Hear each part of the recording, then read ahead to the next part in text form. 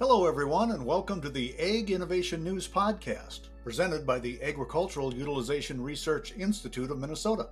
I'm Dan Scogan, your host for the Ag Innovation News Podcast, and guests on the Ag Innovation News Podcast will be shedding light on innovations in value-added agriculture, will highlight important voices and work that's being done throughout the Minnesota ag sector, and educate the public about resources and organizations that support Minnesota agriculture. Today we'll be visiting with Brett Olson. Brett is the co-founder and creative director at Renewing the Countryside. Brett, welcome to Ag Innovation News Podcast. Thank you, Dan. It's great to be here. If you would, just take a moment and tell us a little bit more about yourself and your background. I was brought up as a preacher's kid, and not just any kind of preacher, but he was a church planter for the Baptist General Conference. We lived in Colorado, Wyoming, South Dakota, Minnesota, Wisconsin, Alaska. And we went from community to community, helping mostly rural towns start new churches. And so I grew up with a dad who was a community organizer and finding talent where he could, and really trying to elevate and show off the talent in the communities that he grew up in. And so I've always been interested and grew up in small communities. And so that was sort of my entryway into Renewing the Countryside from a personal level. But from a professional level, I was a studio art major, and after college started a small advertising and marketing studio. And at the exact same time, my wife, who's the other co-founder, Jan Joannides, the executive director, was working on a master's thesis in best agricultural management in the state of Minnesota. And about the same time, we came across this book called Renewing the Countryside that was published in the Netherlands. And it was really uncanny how there was a lot of the same stories that were in both around land management and sustainability. But they expanded into the arts and to Main Street businesses and activists and musicians. And we thought rather than take all of that work and just relegate it to a black book in the basement on a shelf, never to be referenced again, that we would turn it into that kind of an experience called Renewing the Countryside Minnesota, really to kind of take those amazing stories that she had wrote about and package them in a way for an urban audience who may not have any real interest or idea of what's going on out there in the countryside. But if you put it in a shiny book with lots of glossy pictures, you can get them to read it. So a little bit of the background of how I got here. You laid out quite a bit of information about what Renewing the Countryside might be doing, but tell us more about the organization itself, Renewing the Countryside, what it's doing and what its mission, what it's hoping to do.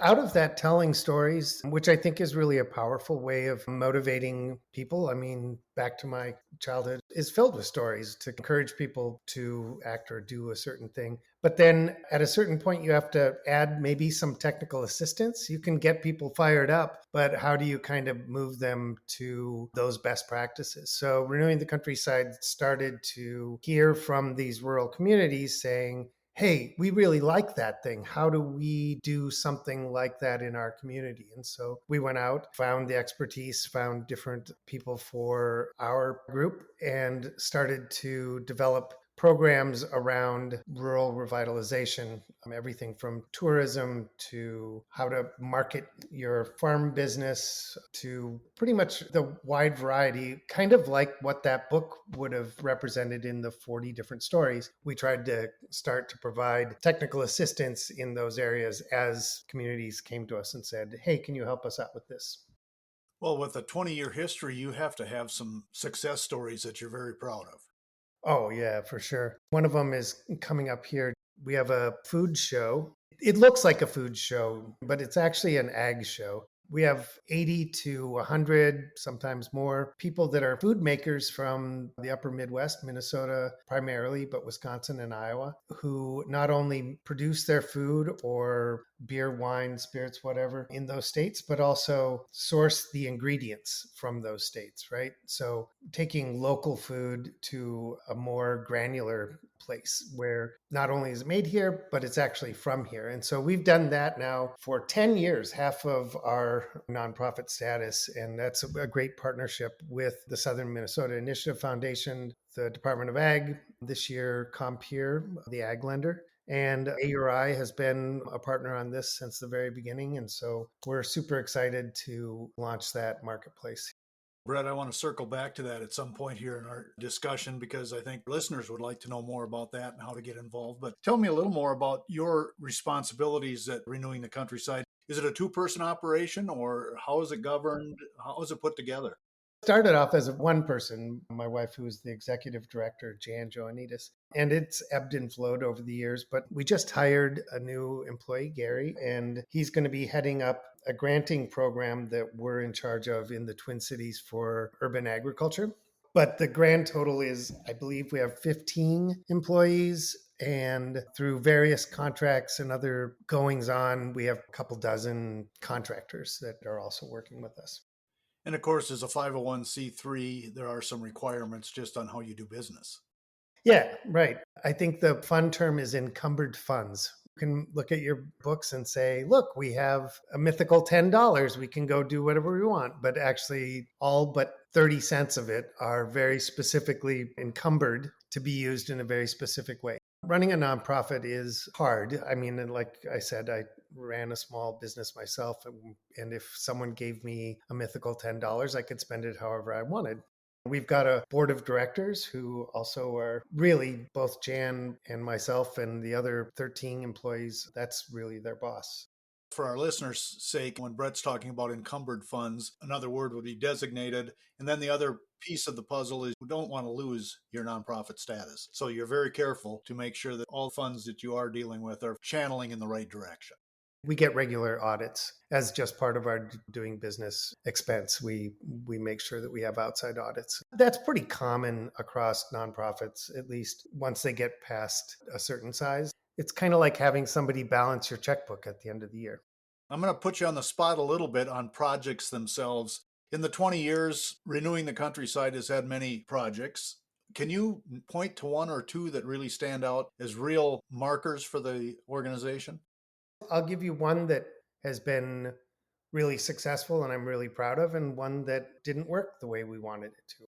Many years ago, we had been working on a lot of sustainable tourism or agritourism projects, and we started a web-based, location-based tourism site called Green Routes.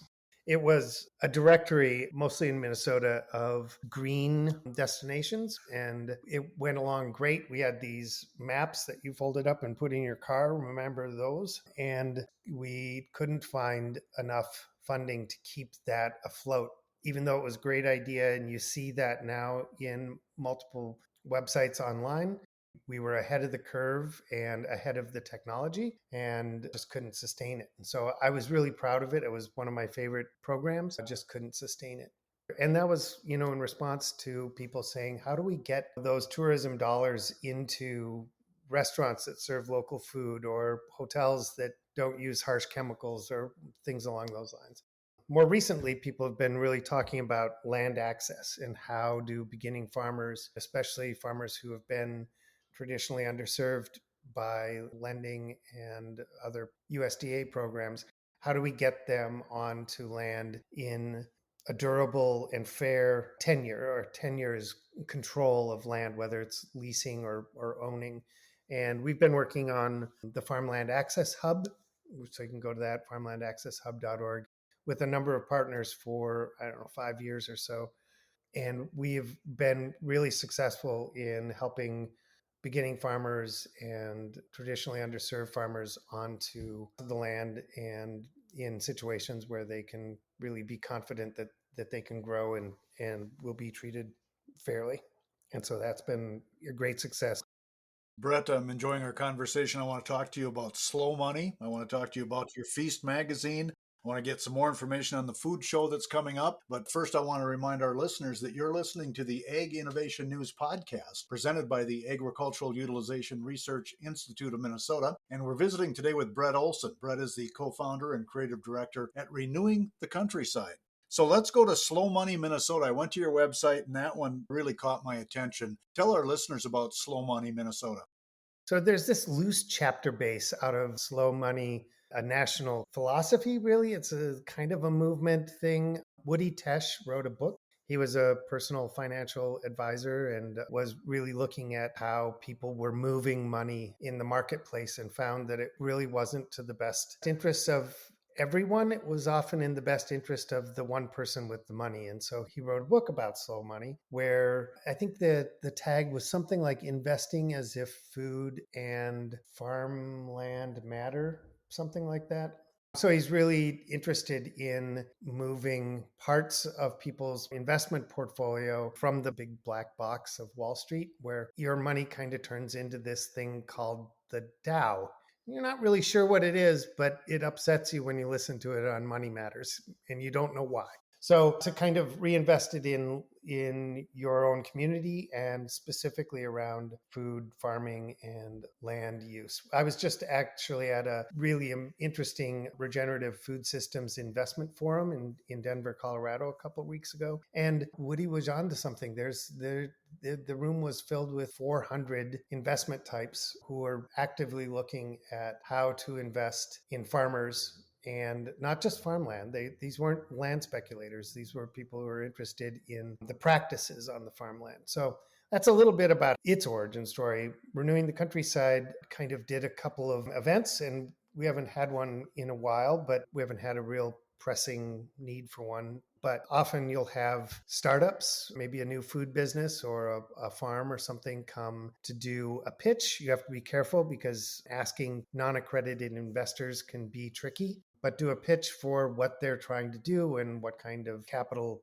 whether it's a debt or an equity raise, would be for their idea. We did that. At the same time, we had a Grow a Farmer fund that we were raising money for, and we raised just north of $100,000 that we then turned into a loan fund that's administered by the Southern Minnesota Initiative Foundation. And I believe that's all loaned out right now, but in $15,000 mini grants or operating grants. We kind of pegged that number to the cost of a high tunnel because in order to get the EQIP grant, EQIP, EQIP grant from USDA, you have to build the thing and submit receipts. Well, a lot of farmers don't have 15K sitting around. They can come to the Grow a Farmer Fund and use that money for just a few months and then submit. So we raised a lot of that money from individuals from $500 to $5,000, $50 in order to set up that fund. And that was pretty amazing for the slow money community in Minnesota. You may have answered my question. I was curious how Renewing the Countryside and or some of the projects you work on are funded. We're an organization, we're not member based. So, of our individual donors, that comes in usually from donor drives and then through sponsorships of events like, say, Compeer sponsoring Feast that's coming up. Or we have Health Partners who sponsors our 12-day exhibit on local food at the state fair with cooking demos and kids activities. But the vast majority, at least 60%, maybe 70, comes from federal grants or contracts with the federal government, things that we on the ground have a unique position to do projects that they'd like to do that they don't have the capacity for. And most of your work is with entrepreneurs and small businesses, or is it with established revenue producing businesses?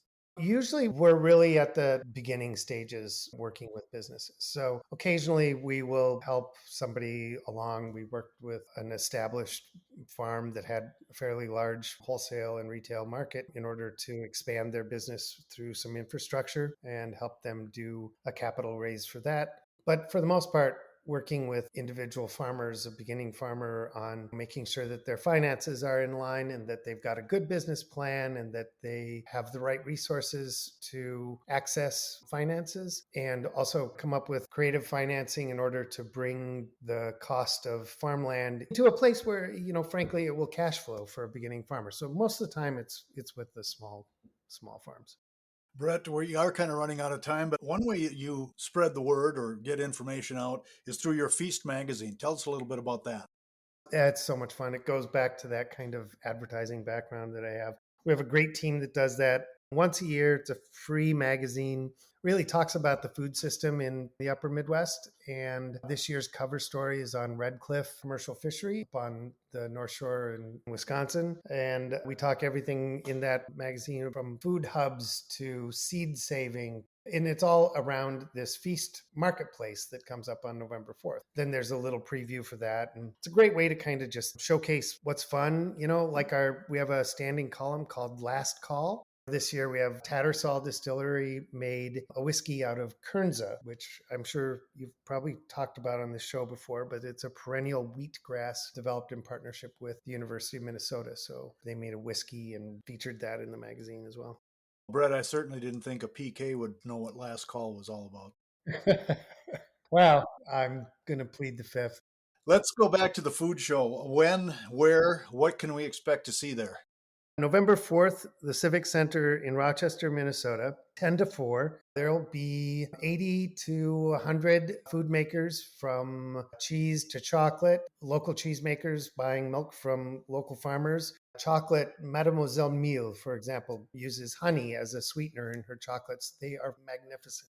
And then wine, beer, cider, and spirits. Wineries in Minnesota are required to use 51% Minnesota fruit in their wines. So that's definitely a local thing. And Vikra up in Duluth is also a great example in using wild foraged botanicals in their gin and things like that. And Far North Spirits up in Halleck is all estate grown rye. And it's really a celebration of the food we grow and turning it into the food we eat. Some things are not so easy. So there's a couple coffee makers, but they also are at least sourcing from fair trade and organic sources. And so we do allow for a little bit of creep on that. Is it pre-registration? Do people have to let you know that they're coming? You can go to local-feast.org and there's a tab up there for tickets and you can pre-purchase them. The wristbands for the alcohol tasting are $25 in advance and the general admission is $10 and kids are free. And this year being our 10th year, there's a little commemorative tasting cup for those alcohol wristband buyers. And I think there's almost 17 or 18 different adult beverages being represented. So that's a bargain and a half for sure. Brett, I can't let you get out of here without a little bit of strategic thinking. What does the next 5 years look like for renewing the countryside? That's always a good question. And we really leave that up to our neighbors out here in the countryside to tell us where their barriers are and where their stressors are. One thing that we're really working on in that farmland access is coming up with strategies for creative financing. We did another capital raise to purchase an agricultural easement on a farm so that it would be affordable. Not now, but into the future, it will always carry this easement, still be just as productive land, just not as expensive to grow food. So, honestly, you can either build equity in your land, and that's what farmers often do, or you can build equity in the money that you make off of that land. And if the land is cheaper, your profits should be higher. And I don't know any postmen that have a retirement plan in undelivered mail. So they use the money that they get from delivering that mail to make investments to actually pay for that. So things like that I think that's going to be the next 5 years. There's going to be a massive shift in who owns the farmland. And I'd like to see it in new farmers, either immigrant farmers, beginning farmers, even the kids in multi-generational farms that have been there for a century. How do we get it into their hands at an affordable rate? That's going to be a big trick. And that's what we're going to be really focused on, I think. And where can our listeners go to get more information about renewing the countryside? renewingthecountryside.org. If you sign up for the Rooster News to Crow About, you will be able to keep up to date with everything that's going on, including those mini grants for urban ag. And as we work on Feast and the Farmland Summit and agricultural easements, it'll all come through your inbox if you sign up there. And I will attest to that. That's where I get it on a regular basis. And always full of good information, Brett. Oh, good. I'm going to leave you with the final comments today. You've been a wonder to have on the show, and I appreciate your time. But what do you want to leave our listeners with about renewing the countryside, work that you're doing, or anything else that you want our listeners to know about before we say goodbye? Be the person your dog thinks you are, and try to make the best next decision, whether that's in your food system. A lot of the work we do is trying to get some understanding between urban and rural folk, and not always speaking the same language. And so that's what we're really trying to aim for. Brett, thanks for your time. Congratulations on a 20-year anniversary, and good luck in the future. You bet. Thanks for having me.